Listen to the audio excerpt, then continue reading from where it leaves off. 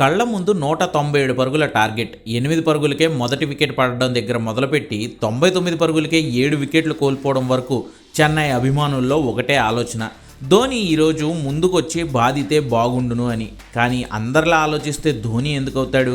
ఆయన యథావిధిగా 9వ స్థానంలో బ్యాటింగ్కి దిగాడు. 16 ఏళ్ల తర్వాత ఆర్సీబీ చెన్నైని సొంతగడ్డ చపాక్ స్టేడియంలోనే ఓడించే పరిస్థితులు ఉన్నప్పుడు కూడా ధోని ఎలాంటి రిస్క్ తీసుకోలేదు. ముందు వెళ్తానంటే ధోనిని కాదనేవారే ఎవ్వరూ లేరు ఆ టీంలో. కానీ ఎందుకో 9వ స్థానంలో బ్యాటింగ్ వచ్చాడు. అప్పటికే కొట్టాల్సిన స్కోరు ఇక అసాధ్యం అని అర్థమైపోయింది. వచ్చిన తర్వాత కూడా కాసేపు కుదురుకోవడానికి టైం తీసుకుని 19వ ఓవర్లో హ్యాజిల్వుడ్ బౌలింగ్లో 2 ఫోర్లు, లాస్ట్ ఓవర్లో కృణాల్ పాండ్యా బౌలింగ్లో 2 సిక్స్లు ఓ 4 కొట్టాడు మాహి.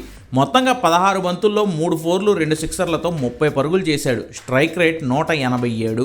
ధోని స్టాట్స్ వరకు పిక్చర్ పర్ఫెక్ట్, కానీ సిఎస్కే మాత్రం 50 పరుగుల తేడాతో ఓడిపోయింది. 43 ఏళ్ల వయసులోనూ 20 ఏళ్ల నుంచి క్రికెట్ ఆడుతున్న ఓ ఆటగాడినే ఇంకా గెలిపించాలని అడగడం స్వార్థం కావచ్చు, కానీ కనురెప్ప మూసి తీసేలోపు స్టంప్స్పై బెయిల్స్ గిరాటేసేంత దృష్టి ఉన్న ఆటగాడిని, లాస్ట్ ఓవర్లో ఎక్కడా లేని ఊపు తెచ్చుకుని బంతిని స్టాండ్స్లోకి పంపే ఆటగాడిని ఎందుకు తనను తను ప్రమోట్ చేసుకుని అట్లీస్ట్ సిచ్యువేషన్స్ బాగోనప్పుడైనా ముందుకొచ్చి ఆడాలని అనుకోడనేది అందరి అభిమానుల ఫీలింగ్.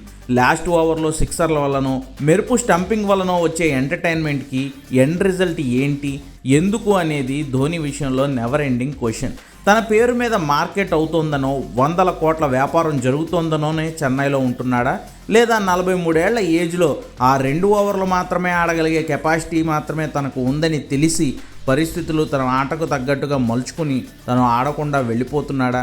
ధోనికి తప్ప ఈ భూప్రపంచంలో ఎవ్వడికి అంతుచిక్కని సమాధానం ఇది.